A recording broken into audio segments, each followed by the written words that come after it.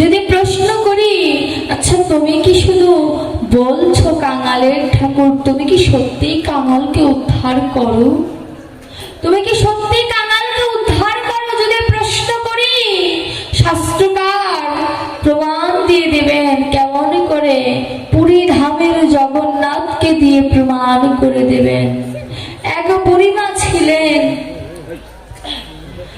বুড়িমা ছিলেন, তিনি হতদরিদ্র। তার বাসস্থান তেমন পরিপাটি নয়, বসার মতো জায়গা দেবে এমন বাসস্থান তার নেই। কিন্তু হৃদয়ে ছিল অপ্রাকৃত প্রেমধনের মাধুর্য, যা আমার ভগবান ভালোবাসে। তা আমার ওই বুড়িমা কি করতেন? প্রতিদিন গাভীর স্তন থেকে 3 গ্লাস দুগ্ধ পেতেন। 3 গ্লাস দুধ থেকে 2 গ্লাস তার জন্য রেখে আর 1 গ্লাস তিনি কি করতেন? জগন্নাথকে দিয়ে আসতেন। পান্ডারা জগন্নাথের সেবায় তা দিতেন। কিন্তু দুগ্ধের পরিমাণ 1 গ্লাস দুগ্ধ, আর মানুষ তারা 3 জন, মানুষ বলা ভুল হলো, অপরাধ ক্ষমা করবে। তারা জগন্নাথ, বলরাম, সুভদ্রা, তারা 3 জন, গ্লাসে দুধ হচ্ছে 1 গ্লাস, সেবা নেবে কেমন করে? তখন তিনি চিন্তা করলেন, ভজনে যদি চতুরতা করি তাহলে অপরাধ হয় না। দেখুন চতুরতা কেমন করে করতে হয়। তো জগন্নাথের কাছে যেতে গেলে সামনে একটা ছোট নদী পড়ে। তিনি কি করেছে? নদীর থেকে জল নিয়ে দুধের মধ্যে ঢেলে দিয়েছে। ঢেলে দিতে আরো দুধ বেশি হয়ে গেল, যেটা আর কি আমরা করি গৃহস্থকে ঠকানোর জন্য, ভক্ত ভগবানকে ঠকানোর জন্য এই ব্যবস্থার পরিকল্পনা করলেন। জগন্নাথ তো জাগ্রত, জগন্নাথ হাসছেন যে এমনও ভক্ত হয় জগতে সবাইকে ঠকায় শুনেছি, আমাকে ঠকানোর চিন্তাধারা এসেছে মনে, বাহবা দিচ্ছেন। আচ্ছা ভক্তটা কেমন একটু পরীক্ষা করতে হয়। তার বুড়িমা মনে মনে বলছে, কপটতা করি আর চতুরতা বা চুরি করি, তোমার মন্দির ছাড়া আমি অন্য কোথাও যাব না। এবার ওইভাবে 3-4 দিন পান্ডার কাছে জল মিশ্রিত দুধ দিয়ে আসছে।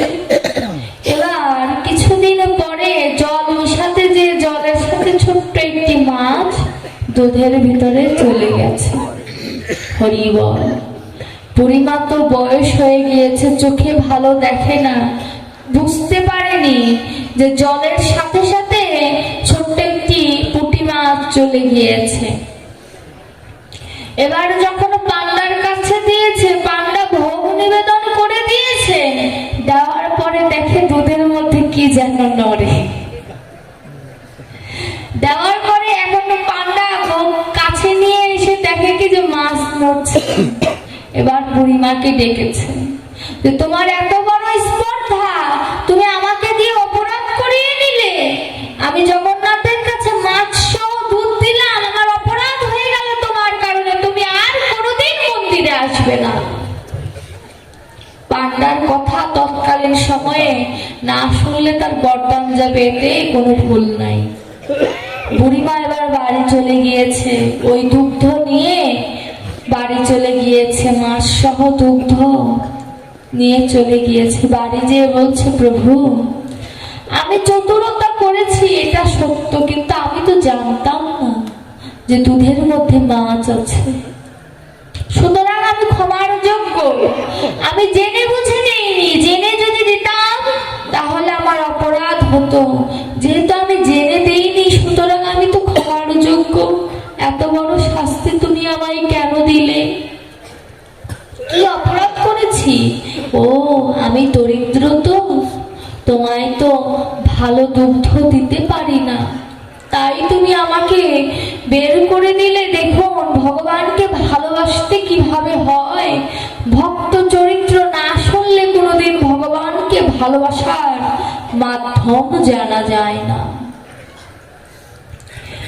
বুড়িমা কেঁদে কেঁদে বলছো, আমি দরিদ্র বলে তুমি আমার সেবা গ্রহণ করবে না, তাই আমাকে অপমান আমাকে তুমি স্বপ্নাদেশ দিয়ে দিতে পারতে, আমি চলে আসতাম। তুমি আমাকে কেন অপমান করালে? বুড়ি মায়ের খুব অভিমান হয়েছে, সেবা নেয়নি, সেবা নেয়নি, দুদিন সেবা নেয়নি। দেখুন জগন্নাথের কি মহিমা, মাছ সহ দুধ পচে যাওয়ার কথা না, পচেনি কেন? ওই যে ভক্তের ভক্তি আর ভগবানের কৃপা ওই দুগ্ধের মধ্যে আছে, এর জন্য ওই দুগ্ধ নষ্ট হয়নি। বুড়িমা সেবা নেয় না, অসুস্থ হয়ে যাচ্ছে জগন্নাথ। এবার চিন্তা করলেন ভক্তকে কৃপা না করলে, ভক্ত যদি মরে যায় আমাকে সবাই অপরাধী বলবে, যে আমি মুখে বলি আমি দরিদ্রের ভগবান, আমি পতিতের পাবন, কিন্তু আমি যদি পতিতকে উদ্ধার না করে আসি ভক্তরা বলবে আমি হয়তো মিথ্যা বলেছি। এবার বুড়ি মায়ের কাছে রাত্রিতে এক বৈষ্ণবের রূপ ধারণ করে জগন্নাথ গিয়েছেন। জগন্নাথ যে বুড়িমাকে বলছে যে আমাকে সেবা দিতে পারো, বুড়িমা তো চেনেনি, শুধু দেখলেন তার ঘরটা যেন আলোকিত হয়ে গেল। বুড়িমা জিজ্ঞাসা করছে তুমি কে হে? তুমি আসা মাত্র আমার ঘরটা আলোকিত হয়ে গেল। জগন্নাথ চিন্তা করলেন যে আমি ধরা পড়লে চলবে না, ধরা পড়লে আমার লীলা বিস্তার হবে না, আমার ধরা পড়লে চলবে না। বলছে তুমি তো চোখে কম দেখো, কি দেখতে না কি দেখেছো? বলছে আমার খুব ক্ষুধা পেয়েছে, তুমি কি আমায় সেবা দিতে পারো? বুড়িমা তখন বলছে আমার ঘরে তো কিছু নেই, ওই কিছুটা দুগ্ধ আছে। কোন দুগ্ধ? ওই যে যেটা মন্দির থেকে এনেছে। বলছে কিছুটা দুগ্ধ আছে, দুগ্ধের মধ্যে একটি ছোট মাছ আছে, তুমি কি সেটা সেবা নেবে? বলছে তুমি মাছটা ফেলে দিয়ে দুধটা গরম করে তুমি দুধটা ঠান্ডা করে তারপর তুলসী পত্র দাও, দিয়ে তুমি তোমার গুরুদেবকে স্মরণ করে তুমি ওটা আমাকে দাও। দেখো ভজনটা কত সুন্দর। কি বললেন? তুমি দুগ্ধটার উপরে ঠান্ডা করে তুলসী পত্র দিয়ে, অর্থাৎ এটা যেন জীবকে শিক্ষা যে গোবিন্দের সামনে ভোগ নিবেদন করতে গেলে তা যেন ঠান্ডা হওয়ার পরে যেন তুলসী পত্র তাতে দেওয়া হয়, না হলে ভগবান আঘাত পায়, কষ্ট পায়, এর জন্য সাবধান। তারপরে তুমি গুরুকে স্মরণ করে, অর্থাৎ তুলসী পত্র নিবেদন করার পরে আপনি ব্রাহ্মণকে দিয়েই হোক আর নিজেই সেবা দিন না কেন, তার উপরে গুরু মন্ত্র জপ করবেন, তখন তা প্রসাদে পরিণত হবে। তারপরে বলল তুমি আমাকে সেবা দাও। বুড়ি মায়ের কাছ থেকে সেবা নিয়ে এবার জগন্নাথ রূপী সেই বৈষ্ণব বলছে যে আমার তো যাবার জায়গা নেই, এক রাত কি তোমার গৃহে আমি থাকতে পারবো? শুধুমাত্র একটু অভিমান করেছিল জগন্নাথের সাথে, অভিমানের কারণে জগন্নাথ ওই কুড়ে ঘরে চলে এসেছে রাজ্য সিংহাসন ত্যাগ করে। বলছে ঠিক আছে তুমি আমার ঘরে থাকো, তাতে সমস্যা নেই। শীতের রাত, আমার তো কাঁথা কম্বল নেই, আমার একটি ছেঁড়া চাদর আছে, তোমার যদি কষ্ট না হয় তুমি তা জড়িয়ে থাকতে পারো। এবার জগন্নাথ বলছে কত তো রাজপালককে ঘুমিয়ে দেখেছি, এবার একটু ভক্তের কুড়ে ঘরে থেকে দেখি যে আমার ভক্তের ভক্তিটা কেমন। জগন্নাথ রাতটা পার করে ভোরবেলা জগন্নাথ অদৃশ্য হয়ে গেলেন। বুড়িমা চিন্তা করলেন বৈষ্ণব বাবা গেল কোথায়? কোথায় গেল? গেল তো গেল, আমার ছেঁড়া চাদরটা পর্যন্ত নিয়ে গেল, আমার তো আর কিছু নেই, এই চাদরটা নিয়ে গেল। নিজের দিকে তাকায়নি যে নিজের গায়ে দামি শাল জড়ানো আছে। হঠাৎ করে যখন নিজের গায়ে হাত দিয়েছে বুঝতে পারলেন যে তার গায়ে দামি শাল। এই শালটা রাজা জগন্নাথকে দিয়েছে। বুড়িমা চিন্তা করলেন যে সকালবেলা যখন পান্ডা জগন্নাথের গায়ে শাল দেখতে পাবে না, হইচই পড়ে যাবে, রাজ্যে যার কাছে পাবে তাকে শুলে চড়াবে। আমি বরং রাজার কাছে যে আমি সম্পূর্ণ ঘটনাটা খুলে বলি।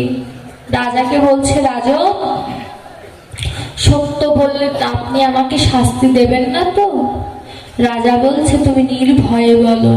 বলছে, রাত্রিবেলা আমার ঘরে বৈষ্ণব এসেছিল, আমার ছেঁড়া চাদরে নিয়ে যে আমাকে তার দামি চাদরটা দিয়ে গিয়েছে, কিন্তু এই চাদরটা আমি যতটুকু চিনি আপনি জগন্নাথকে দিয়েছিলেন।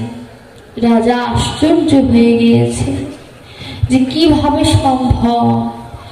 পান্ডাকে ডাক দিলেন, ডাক দিয়ে বললেন এই বুড়িমার সকল ঘটনা।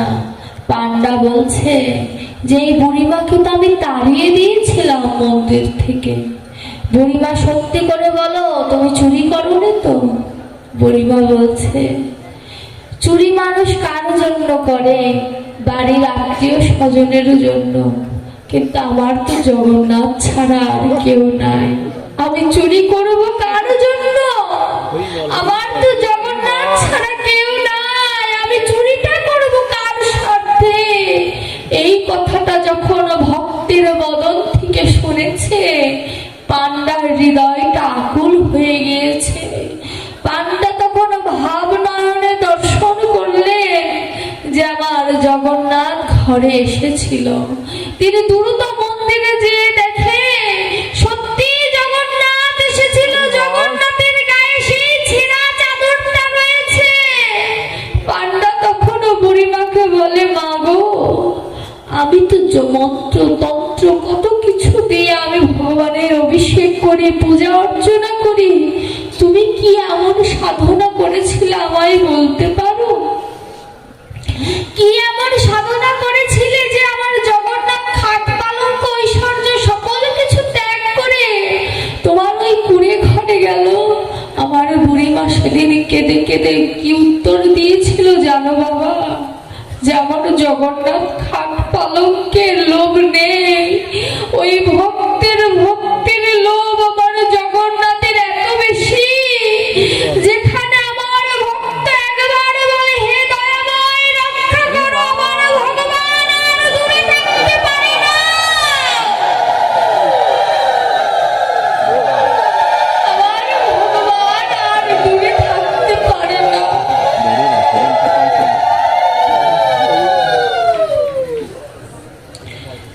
বুড়ি মায়ের কথাই সেদিন পান্ডা বলেছিল, রে জগৎবাসী শোনে নে, ভগবানকে ডাকার জন্য রাজকীয় ভাবের প্রয়োজন নাই, ঐশ্বর্যের প্রয়োজন নাই।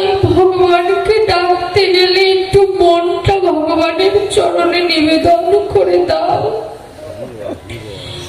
কত ডাকি ভগবানকে, কিন্তু ভগবান আমাদের ডাক শোনে না কেন?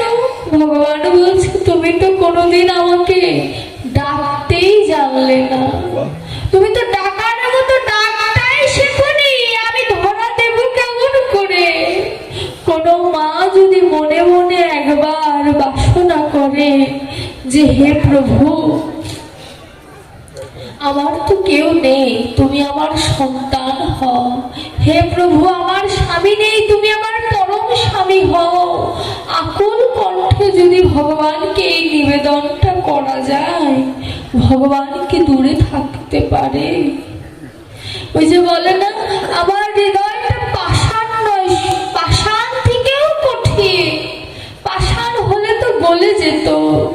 আমার গৌর হরির কৃষ্ণ নাম শুনে বনের ব্যাঘ্র অর্থাৎ বাঘ কৃষ্ণ নাম করেছে না? হাড়ি খবর দিয়ে যখন আমার গৌর হরি যায়, বাঘ সামনে পড়েছে, বাঘকে বলছে একবার কৃষ্ণ কহ। প্রেমে মাতোয়ারা বোঝেনি যে পশু, বলছে একবার কৃষ্ণ কহ। বাঘ ফেল ফেল করে তাকিয়ে চিন্তা করছে যে কে খাবো, তাকে জড়িয়ে ধরবো। বাঘ তার পশুত্ব ভুলে গেল, কারণ বাঘের সামনে কেবল হাত জোর করে বলেনি, কিন্তু আবার গৌর বলেছে একবার কৃষ্ণ কহ, একবার মধুর নাম বলো। বাঘ যেন বলছে আমি যে কৃষ্ণ নাম করব, আমাকে তো তুমি বদন দাওনি। বলছে বদনের দরকার নেই রে,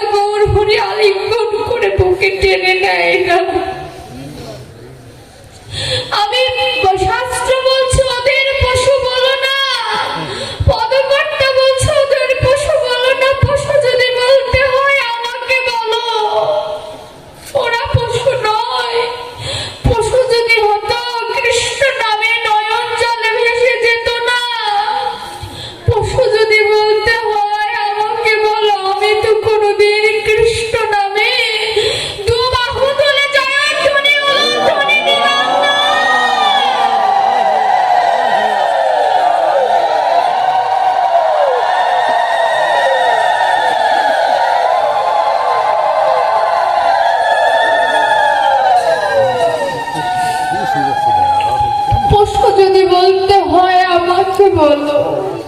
ভগবান বদন দিয়েছে, হস্ত দিয়েছে, পদ দিয়েছে, তবু কোনদিন গুরু গোবিন্দের চরণে নিজেকে এক বিন্দু নিয়োজিত করতে পারলাম না। কোনদিন গোবিন্দকে বলতে পারলাম না, করজোড়ে গোবিন্দ হে, তুমি ছাড়া আমার কেউ নেই, তুমি আমায় ভুলে যেও না প্রভু। যেদিন এই দেহে থেকে প্রাণ পাখিটা বের হয়ে যাবে, যেদিন ওই শ্মশান ঘাটের সৎ কার্য করে সবাই চলে যাবে প্রভু, সেদিন তুমি আমায় ছেড়ে যেও না। বলবে তা আমি তোমায় কোনোদিন ডাকিনি, সন্তান তো অপরাধ করবে, তুমি তো জগতের পিতা, তোমার ক্ষমা করাই কর্তব্য। দয়াময়, তুমি কি দয়া করবে না? মুখের কথা, কথার কথা বললে হবে না, আমি যেমন করে বলছি এমন করে বললে হবে না। মনের আকুতি সহ যদি কোনোদিন ঠাকুর ঘরে বসে গোবিন্দের চরণে তুলসীর পত্র আর নয়ন জল দিয়ে যদি নিবেদন করা যায়, যেদিন সবাই ফেলে আসবে, সেদিন আমার গোবিন্দ ফেলে যাবে না। সেদিন আমার গোবিন্দ বলবে, ওরে ভক্ত, সুসময় আমায় মনে করিস আর না করিস, দুঃখের সময় আমায় মনে করিস, ওই দুঃখের সময় আমি তোর ঢাল হয়ে পেছনে দাঁড়িয়ে থাকবো। কেউ থাকুক আর না থাকুক, আমি গোবিন্দ ভাগবতকে সাক্ষী রেখে বলে গেলাম যে কোনো ভক্ত যদি বিপদে পড়ে, ভক্তের পাশে যদি কেউ না থাকে, আমি গোবিন্দ তার জন্য নিজের দেহটা এই মাটিতে পেতে দেব।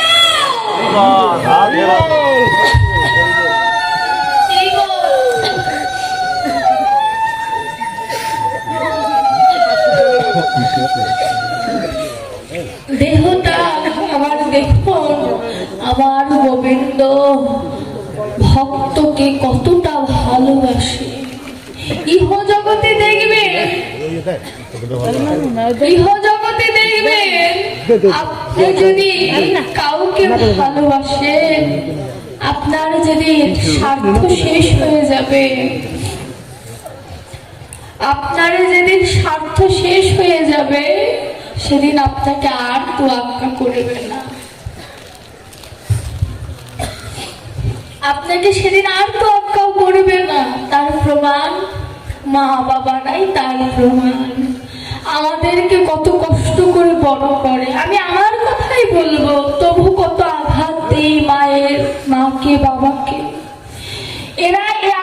আমরা সন্তানরাই তার প্রমাণ। কত কষ্ট করে মা বাবা, একজন ডাক্তারও তার সন্তানকে বড় করার আশায় জন্ম দেয়, যে রাস্তার ফকির সেও তার সন্তানকে বড় করবে সেই আশায় জন্ম দেয়।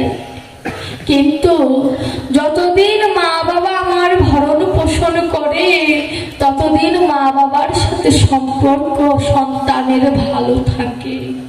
কিন্তু যেদিন সন্তান নিজের পায়ে দাঁড়িয়ে যায়, তখন তার মা বাবা নিজের কাছে বোঝা হয়ে যায়।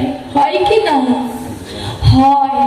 আমরা পরের মেয়েকে ভালো দোষ দেই, আমিও তো কোনোদিন পরের ঘরে যাব, কিন্তু একটা কথা কি মা, এক হাতে তালি বাজে না। স্বামীকেও চেষ্টা করতে হবে, তার অর্ধাঙ্গিনীকে বুঝিয়ে বলতে হবে যেটাই তোমার মা, আমি আমার মার বিপক্ষে কোনো কথা শুনতে চাই না। আর মাকে বলতে হবে এটাই তোমার সন্তান, সন্তানের বিপক্ষে তোমার কাছেও আমি কোনো কথা শুনতে চাই না। এভাবেই জাগতিক জগতে যদি সবাই থাকে না, কোনো দ্বন্দ্ব লাগবে না। শাস্ত্র বলছে আত্মপ্রতিষ্ঠা শুকরের পৃষ্ঠা সম। কেউ যদি নিজের আত্মপ্রতিষ্ঠা করতে চায় যে আমি অমুক, আমি তমুক, বলো না। ভগবান নিজে নিজের গুণের কথা গীতায় সম্পূর্ণ ব্যাখ্যা দেয়নি। কেন দেয়নি?